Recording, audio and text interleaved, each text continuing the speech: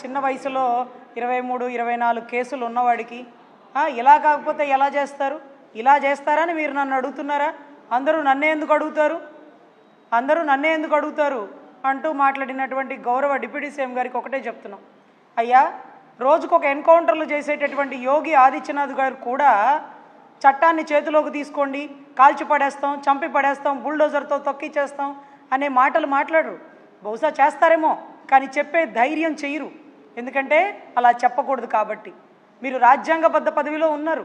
ఏదో మా బోటి వాళ్ళు లేకపోతే ఆవేశంతో ఉన్నవాళ్ళు చంపేస్తాం, పొడి చేస్తాం అని అనొచ్చేమో కోపంలో. కానీ మీరు కోపాన్ని కంట్రోల్ చేసుకొని ప్రజలకు సేవ చేయడం కోసం రాజ్యాంగం మీద ప్రమాణం చేసి వచ్చినటువంటి అద్భుతమైన పదవిలో కూర్చున్నవారు. మీకు ఇంకొకటి చెప్పాలి, డిప్యూటీ సీఎం గత ప్రభుత్వంలో 4 చేసినట్టున్నారు. ఈ ప్రభుత్వంలో మీకొక్కరే అవకాశం ఇచ్చారు, గొప్పగా ఉంది. కానీ అది రాజ్యాంగబద్ధ పదవి కాదు, మీకే అధికారాలు లేవు. ఇటువంటి విషయాల్లో మేము మిమ్మల్ని అడగం. మీ పరిధి చాలా చిన్నది, మీకుండే శాఖలు మీరు చూసుకోవచ్చు. హోంశాఖనే మేము మాట్లాడతాం, గౌరవ హోంశాఖ మంత్రి వారిని అడుగుతాం. అడగాల్సి వస్తే గౌరవ సీఎం గారిని అడుగుతాం. ఒక విద్యాశాఖ మంత్రినో, ఒక పంచాయతీ శాఖ మంత్రినో, రాజ్యాంగబద్ధ పదవిలో లేనటువంటి ఒక డిప్యూటీ సీఎంనో మేము అడగం. మీరు ఎందుకు అంత బాధపడుతున్నారు? ఇంకా మీరు చెప్పే డైలాగులు ఏంటంటే తొక్కిపెట్టి నారదీస్తాను, కాలు చేయికి తీసేస్తాను, లేకపోతే అరిచేతుల్లో గీతలు లేకుండా చేస్తాను. ఎవరు మీరు? Who are you? ఆ అధికారం మీకుంటుందా? అరే, కస్టడీలోకి తీసుకునే పోలీసుడికి అధికారం లేదే. 3rd డిగ్రీ వాడితే వాడు ఉద్యోగం ఊడిపోతుందని అతనికి భయం ఉంటుందే. అలాంటిది ఒక హోదాలో ఉన్న మీరు గతంలో కూడా డిప్యూటీ సీఎం అయ్యాక మీరు మాట్లాడారు. గతంలో కూడా కాలు చేలుకు చెయ్యి, వేలుకు వేలు తీసేస్తారు మీరు. ఇదేమన్నా రాజ్యాంగం పదవిలో ఉన్నారా, లేకపోతే మీరేమన్నా రాజులు అనుకున్నారా, సామంత రాజులు అనుకున్నారా? అరే, ఆ పదజాలం వాడకూడదని మీ పక్కన ఉండే వాళ్ళు కూడా మీకు చెప్పకపోవడం కడు దౌర్భాగ్యం. మీరు చూడండి, మీ పక్కనుండే కాబోయే సీఎం లోకేష్ గారు ఎప్పుడన్నా మాట్లాడారా? గౌరవ అనుభవజ్ఞులైనటువంటి ముఖ్యమంత్రి వర్యులు చంద్రబాబు గారు ఎప్పుడన్నా కాలు చేయి తీస్తానన్నారా? అరే, అంతకుముందున్న మాజీ ముఖ్యమంత్రి జగన్ రెడ్డి గారు ఎప్పుడన్నా మాట్లాడారా? మీరు ముఖ్యమంత్రి కావాలనుకుంటున్నారో వద్దనుకుంటున్నారో అది మీ వ్యక్తిగత విషయం. కానీ ఒక పార్టీ ప్రెసిడెంట్ హోదాలో ఉండి అరిచేతుల్లో గీతలు కనపడేవను, కాలు తీస్తాను అనే పిచ్చి మాటలు మీరు మాట్లాడకూడదు. ఈరోజు మీరు మాట్లాడిన మాటల వల్లే భీమ్లా నాయక్ లాగా రెచ్చిపోయి గబ్బర్ సింగ్ లాగా నేనేదో ఉస్తాద్ భగత్ సింగ్ లాగా చేసేస్తానంటూ ఈరోజు నాగరాజు గారు ముందుకు వచ్చారు. దాని పర్యవసానం కటకటాలు లెక్కేసుకుంటున్నాడు. గౌరవ హోంశాఖ వర్యులు చెప్పింది, ఈ రాష్ట్రంలో తప్పు జరిగితే ఏటపోతు నడిగేసినోడిని నడి రోడ్డు మీద తన్నుకుంటూ తీసుకుపోతామని. మరి ఆ మాటని డీజీపీ గారు చెప్పలేకపోయారు. ఏంటి సార్, ముద్దాయికి ముసుగు లేకుండా నడి రోడ్డు మీద నడిపించుకు తీసుకెళ్తున్నారంటే ఇంతే, ఈ రాష్ట్రంలో ఇలాగే ఉంటుంది అని అనలేదండి. ఒళ్ళు దగ్గర పెట్టుకొని ఆ జీపులో పెట్రోల్ లేదు, డ్రైవర్ అందుబాటులో లేడు, అందుకే నడిపించాల్సి వచ్చింది, వాళ్ళతో పాటు మేము కూడా నడిచినాం కదా అని అద్భుతమైన పదజాలంతో సమాధానం చెప్పారు. మీలాగా విర్రవిగిపోలా. 5 ఏళ్లే ఉండేది మీరు, వాళ్ళు 62 ఏళ్ళు ఉండాలి. మళ్ళీ మీరు పెంచితే ఇంక 2 ఏళ్ళు పెంచుతారు కదా.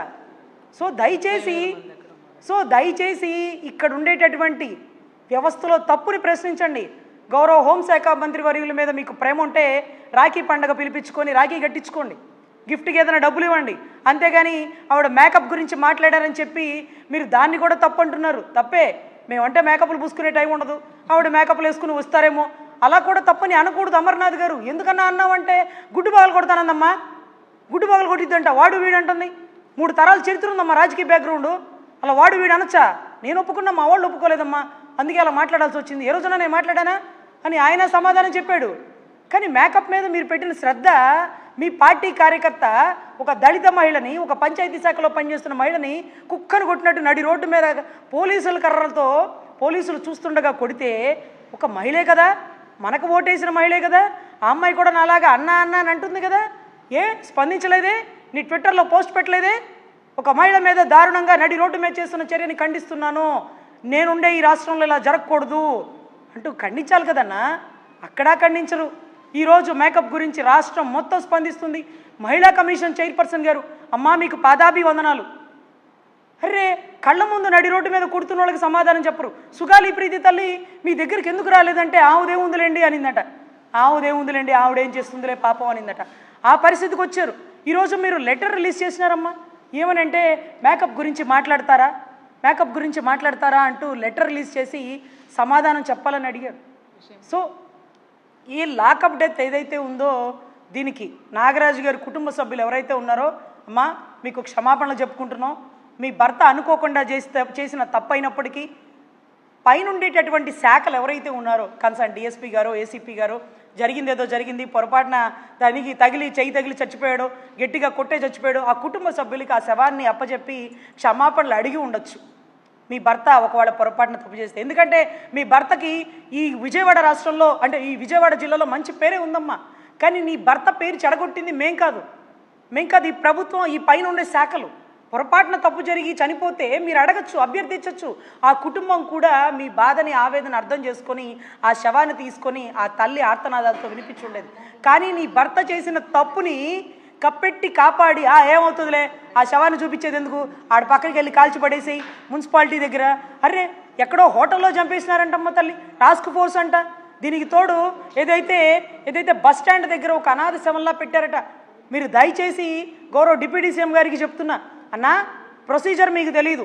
ఒక అనాథ శవం దొరికితే దానికి ఫోటోలు తీస్తారు, దానికి లేకపోతే పుట్టుమచ్చలు రాసుకుంటారు. ఆ అనాథ శవం ఎలా కనపడాలంటే హార్ట్ స్ట్రోక్తోనో ఆకలితోనో చనిపోయి ఉండాలి. కానీ ఒంటి మీద గాయాలతో ఎప్పుడైతే ఒక అనాథ శవం కనపడుతుందో 174 సస్పీషియస్ డెత్ కట్టి ఆ బాడీని గవర్నమెంట్ హాస్పిటల్కి తీసుకెళ్ళి పోస్ట్ మార్టం చేసి అది ఎవరిదో గుర్తించి పేపర్లో ప్రకటన చేసి దాని తర్వాతే దానికి కాలవాలి, ఖననం చెయ్యాలి. కానీ తమరేం చేసినారు, రూల్స్కి విరుద్ధంగా ఒక శవాన్ని ఈరోజు తల్లికి చెప్పకుండా 32 రోజుల తర్వాత ఎప్పుడుకో ఆ తల్లి కోర్టు చుట్టూ ఆశ్రయిస్తే ఈ రోజు కూడా మీరు కోర్టుకు చెప్పల. 29 మీరు చెప్పబోయేది ముందుగానే ఆ పోలీస్ అధికారి మీద 302 కట్టారంటే మీరేం చెప్తున్నారు, చచ్చిపోయాడు అని. మరి ఆ చచ్చిపోయాడని మీకు తెలిసినప్పుడు మీరు 15వ తారీఖు కోర్టుకి ఎందుకు చెప్పలేదు? 15వ తారీఖు కోర్టుకి ఎందుకు చెప్పలేదు? ఈలోపు పంచాయతీ చేసుకుందాం అనుకున్నారా? ఈలోపు సెటిల్మెంట్ చేసుకుందాం అనుకున్నారా? అరే తెలుసో తెలియకో ఒక సిఐ ఒక నేరగాడిని చంపినాడు అనుకోండి, మీరేం చెప్పాలి? పైన అధికారులు కూర్చొని మాట్లాడుకుండా పొరపాటున జరిగింది, అతను మంచి వ్యక్తి, అతను కూడా నేరగాడు, కంట్రోల్ తప్పినాడు, సీఐ మీద చెయ్యెత్తినాడు, ఆ సీఐ ఆ బాధలో కోపంలో గబుక్కను కొట్టగా చనిపోయినాడు, ఇలా కదా చెప్పుకోవాలా? రెచ్చగొట్టి తప్పుని పెంచి పోషించి ఒక తప్పుకి 100 తప్పులు చేస్తూ ఈరోజు రాష్ట్రం, బీహార్ రాష్ట్రం మన రాష్ట్రం వైపు చూసేలాగా తెలంగాణలో లేదు. ఈ లాకప్ డెత్తులు ఎన్కౌంటర్ చేస్తారు, ఎందుకంటే వాళ్ళ మేము దాడి చేసినారు, మేము వాళ్ళ మీద దాడి చేసినాం, ఆ దాడిలో ఇలా జరిగిందని. అరే తప్పించుకోవడానికి అవకాశం ఉండే ఎన్కౌంటర్ కేసు కూడా లేకుండా ఏకంగా లాకప్ డెత్ కేసు అంటూ డీకే బస్సు గైడ్లైన్స్కి విరుద్ధంగా ఈరోజు మీరు చేస్తున్న పరిస్థితిని ఇంకా కూడా రెచ్చగొడుతూ ఈ 3 ఏళ్ళు వైసీపీ గుండాలు అంటూ మీరు కళ్ళు వేళ్ళు చూపిస్తున్నారు. అంటే ఇంకా రెచ్చగొడుతున్నారా అన్న? ఇంకా కొట్టుకు చావాలా? నిజంగా వైసీపీలో గుండాలే ఉంటాయి, తెలుగుదేశంలో గుండాలే ఉంటాయి, జనసేనలో గుండాలే రౌడీలే ఉంటాయి, న్యాయస్థానాలు చూసుకుంటే కోర్టు చూసుకుంటే మీరెవరు రెచ్చగొట్టే స్టేట్మెంట్లు ఇవ్వడానికి? నేను ఈరోజు వైసీపీ గుండాలను తెలుగుదేశం గుండాలను పెంచి పోషించమని చెప్పట్లా. తప్పు చేస్తే చట్టాలు, కోర్టులు, న్యాయ వ్యవస్థలు ఇవన్నీ ఉన్నాయి కదా. మేము పొంబరేపిస్తాము, కాలు తీస్తాము, చేతిలో రేఖలు కనపడనీయకుండా చేస్తాము అని అనడానికి మీరెవరు? ఏ అధికారంతో మీరు అలా మాట్లాడారు? ఈ స్టేట్మెంట్ పబ్లిక్గా వచ్చిందనే కనుక వీడియో ఫుటేజ్ కోర్టులో పెడితే అది కూడా రెచ్చగొట్టే ధోరణితో మాట్లాడుతున్న కేసే. మీకు గొప్ప హోదా ఇచ్చినారు, కానీ అది రాజ్యాంగబద్ధ పదవి కాదు, మీకు అధికారాలు లేవు. నేరగాళ్ళంటే అదృష్టవంతులంట, ఎందుకంటే ఆయన హోంశాఖ తీసుకోలేదు కాబట్టి. హోంశాఖ కులం కూడా ఇక్కడికి తీసుకురారు. ఒకవేళ కులపోడు చనిపోయాడని ఆ కులపోడు అనుకుంటారే కానీ మిమ్మల్ని మాత్రం అడగరు. మీకు కులానికి సంబంధం లేదు, మీకు కులమే లేదు. సో దళిత సుబ్రహ్మణ్యం అంటూ మీరు గతంలో ఎలా అయితే ట్యాగ్లైన్ పెట్టారో, కాదంబరి జత్వానీ కేసులో ప్రభుత్వమే సమాధానం చెప్పాలి, జిందాల్ని మెప్పించడం కోసం ఆ ప్రభుత్వమే చేసేసింది, గతంలో జగన్ గారే చేసేసినారని మీరు అన్నారు కదా. ఈరోజు మరి లాకప్ డెత్ చేసినప్పుడు గతంలో ఇప్పుడున్నటువంటి ప్రభుత్వం చంద్రబాబు గారే చేసినారు, లోకేష్ గారే చేసినారు, డిప్యూటీ సీఎం గారు చేసినారని ఎవరన్నా అన్నారా? లేదు కదా.